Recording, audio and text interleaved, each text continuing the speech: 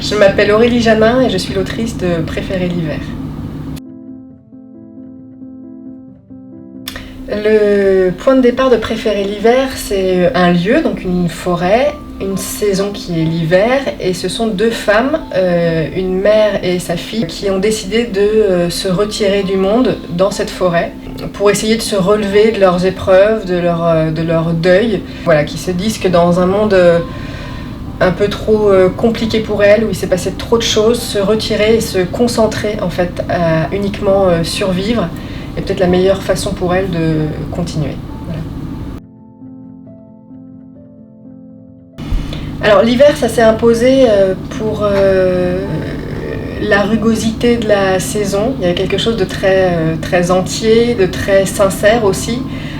Dans la situation que vivent ces femmes, l'idée c'était que on ne batifole pas avec l'hiver, on ne va pas aller danser le corps huilé. Il y a quelque chose de très sincère. Et dans ce qu'elles traversent, dans cette saison-là, elles n'ont plus effectivement, comme je disais tout à l'heure, à se concentrer sur le fait de vivre. Et oui, cette rugosité leur permet d'aller chercher de la nourriture, par exemple, de se concentrer sur leur corps pour le faire vivre et imaginer elles pouvoir revivre aussi en tant qu'être.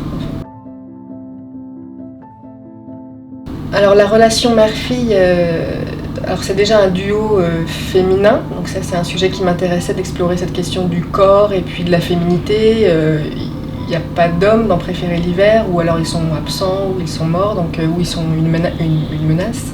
Donc le duo féminin m'intéressait, et puis la parentalité, ce lien-là, donc d'une mère avec sa fille, une fille qui est elle-même une mère, et puis comme elles essaient je ne sais pas si c'est de se reconstruire, mais en tout cas d'essayer de continuer de vivre, ça interroge cette question identitaire, de savoir qui je suis et donc sur quoi je me suis construit.